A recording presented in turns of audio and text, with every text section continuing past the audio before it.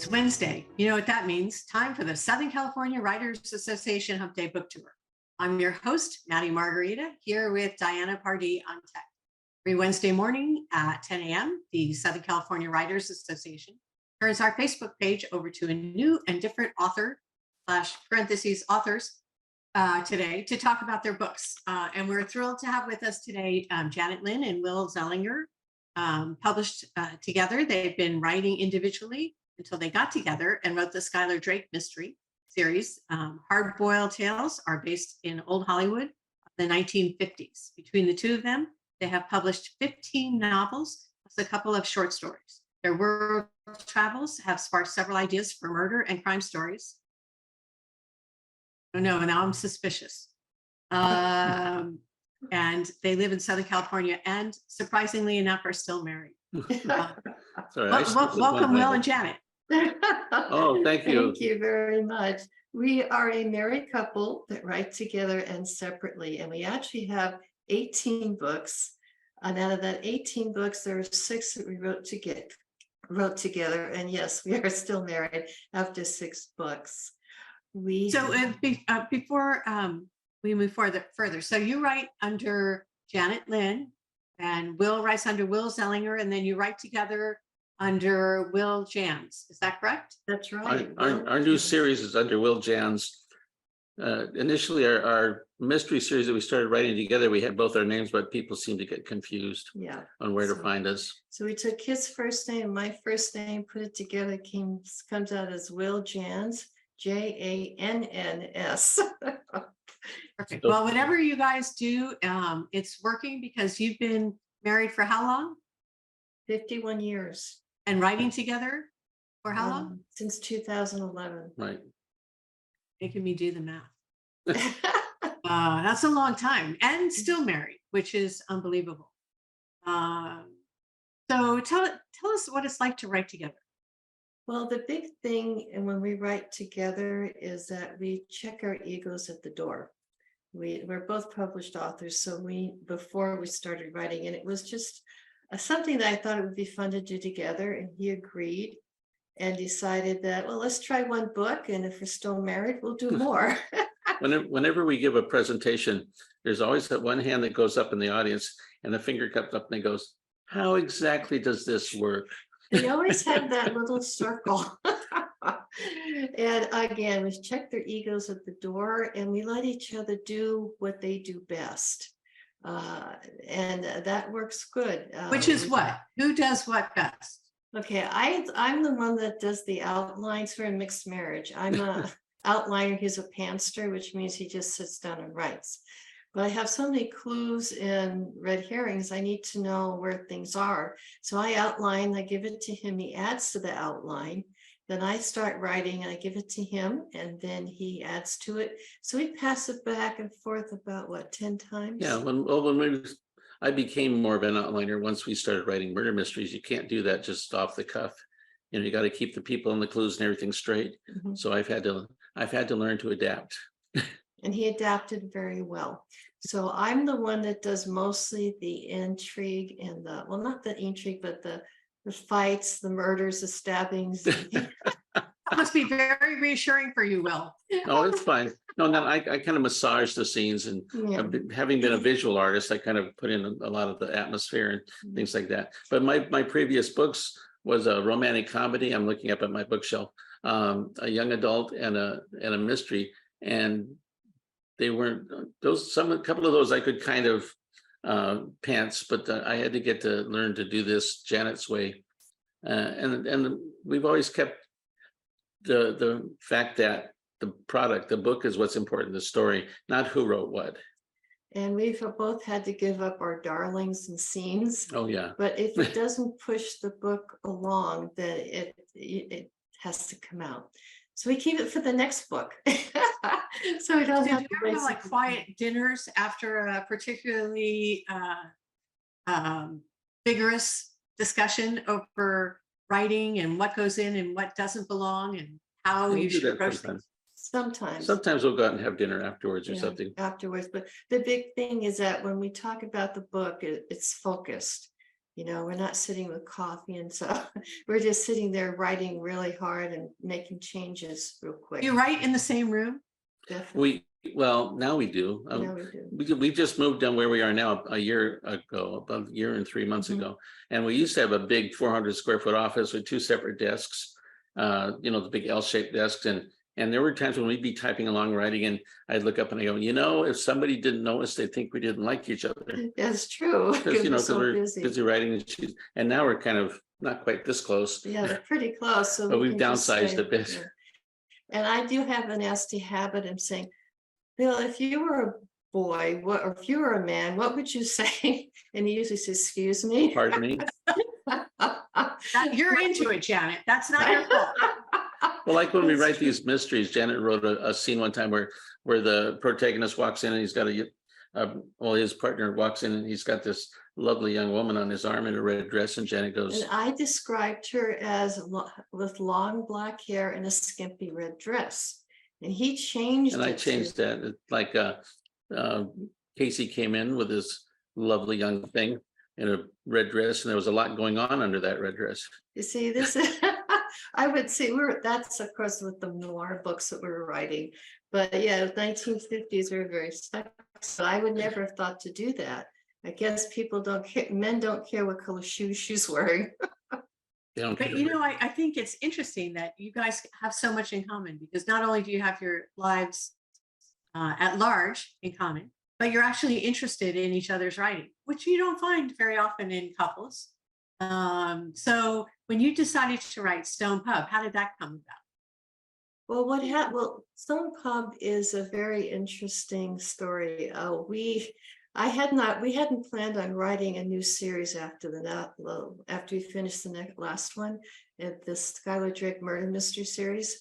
But what happened is my father was raised in an orphanage, and we didn't know much about his family. So I decided to find them when he passed away, and we found them in Northern Ireland. And so after Facebooking them, I decided to go visit them. So 2014, I went to visit my family for the very first time. Lots of hugs and lots of tears, because they hadn't, when my family left, they didn't know how to read or write. So they didn't know what happened to them. So they're very happy to see me. And it was nice to meet my family. It was just a wonderful trip. So you got the atmosphere of Ireland, which is where Stone Pub is set, right? Exactly. It sets 1962. Now, we didn't want to write a war novel, so we picked 1962 was a lull between the fighting with the IRA. The Troubles, yeah. Even though they call it the Troubles, but even though there was nothing going on top of the ground, underground, a lot was. Always something going on. A lot of research. We know exactly what was going on. Yeah, like the IRA was rearming and things like that. Sort of clandestine activities going on. But we thought it'd be fun to do. And because Janet was looking for a family, our protagonist, our lead character, is a genealogist. And that's part of what gets them over there. Yeah, that's what this will be a series. So this is just the first book in that series. And so she gets to her uncle and a friend who was a former CIA. And so the three of them go over and find out what's going on with her new client, who finds out he's Irish and inherits this huge estate back there. He didn't know, but he didn't even know he's Irish. Oh. So when you're writing this and you're sitting down and saying, okay, this is what I think we want to write.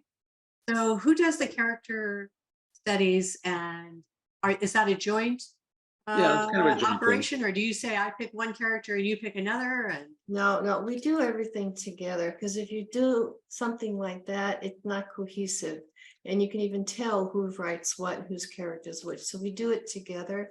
So I do a character outline, he goes in, adds stuff to it, and those are the characters that we use. What was really interesting is when we were there, since we're touring for 2.5 weeks visiting people, we decided to look. We had 5 bodies we had to put somewhere. So we were looking for body dumps, like every good tourist does. Yeah. There are a lot of places. There are a lot of places, really cool places that I had never thought of.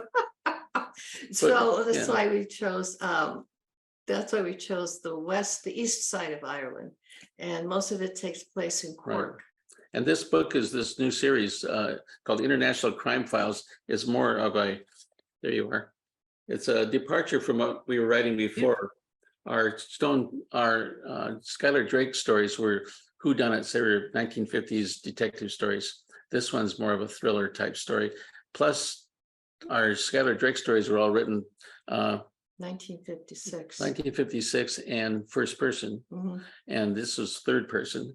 So it's kind of a departure for us. Yeah, I felt schizophrenic, trying to switch back from first person to third person. But how did you make that decision? How did you decide? Well, we have enough characters that we really had to kind of do that because we couldn't just stay in one person's head because we'd miss the action going on somewhere else. Yeah, it was a lot of stuff going on. And what was really interesting is all the intrigue that we found in our research and the smuggling. But what I think was really interesting is that during that particular issue, which was what they call the Troubles, a lot of families split up from that. There was brother against brother, family against family, and that really broke my heart to hear all that, because they were very close-knit families, and then it just fell apart. Much like our Civil War. Yeah. We had families that were kind of split up. Like Janet's family all lives up in the north, up in Northern Ireland, and they're considered themselves British, part of the UK. Yeah. Even, so that was one thing, was switching from euros to pounds up there. Yeah, right. That was interesting too. But it was, I don't know if you got to the museum in Dublin, the National Museum. Oh, yeah. And they That had, was great. and that was inspired us partially with a lot of the gold things that we found. They had Viking gold and Irish gold, and the stuff they found in the bogs, which was just amazing. A lot of great ideas for murder. And there is a lot of blood in that ground in Ireland. So there is. I think every major seafaring civilization probably occupied Ireland at one time or another. So because we were traveling, we met a lot of the locals, and they're very sweet, very nice. Can't understand them. But there are lots. Well, I understood most of them. The thing is they're so much fun to talk to. We were at Everybody's got a story. Pub listening to music, and all of a sudden everyone was dancing on the table. Literally. It was just very spontaneous, but they are a lot of fun to talk to. All their jokes and great limericks. It was fun. Really good limericks. It was fun having family there because they took us to lots of places that you wouldn't see on a normal tour. You got to kind of see the real Ireland, as they referred to the tourist island. They call it the Paddy Island, Or the plastic island. Yeah. and so we got to go to a place. We went to this little town called Kilcrohane, and my cousin happened to take us there when they had this music festival. And that was fascinating. It was amazing. It's in the book. I was just going to say, were you able to put the same flavor, capture this flavor? Oh, yeah, we hope so. We hope people will enjoy it. I think we did. I think the big thing is because we experienced it and enjoyed it so much that we got a lot of the flavoring in. A lot of the other books that we've written, people have told us, I could feel the cold, I could feel the bugs, I could feel it. And with this one too, you can feel the cold and the rain, and the wind, because we were there. So I'm sorry, Jenna. We were there in April and it was just freezing cold. But all of our books are the settings are places that we've been physically actually visited and been there, either for research or because we happen to be there.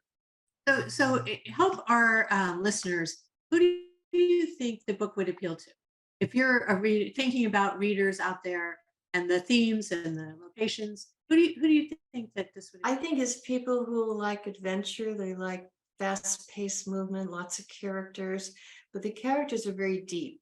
They're fun, but everyone has an underlying agenda. I think if people have read Clive Cussler, they'd like some of these. Yeah. I'm a big Numa fan, so yeah. Good.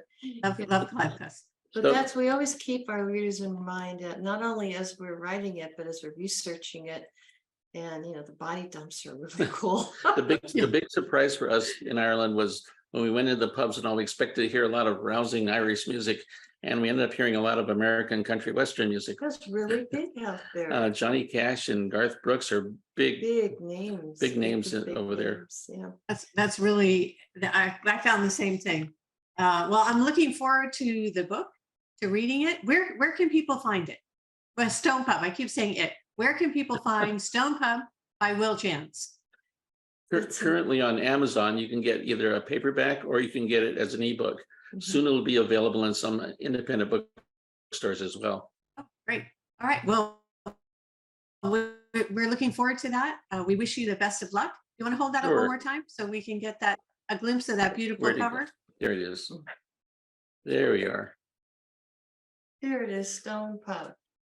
An exercise in deception. Yeah, Ooh, okay. size and deception, a lot of But it's deception. hopefully it's the beginning of a new series called International Crime Files. And our plan is to go into it's 1962 Istanbul, called Jeweled Mosque, for the next book. That's next. And All then right. after that, So is that written or you're writing it? Outline. WIP, Oh. work in progress. And Okay. then we're thinking of going up to the Baltic after that. Yeah, we'll see for the third book.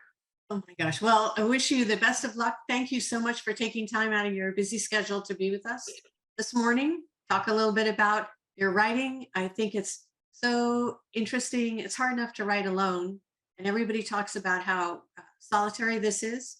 But God, I think that might be better. I don't know. You guys are proving me wrong. But as it is, I argue with myself about what should stay in, and it's just about. But in the end, I ultimately win.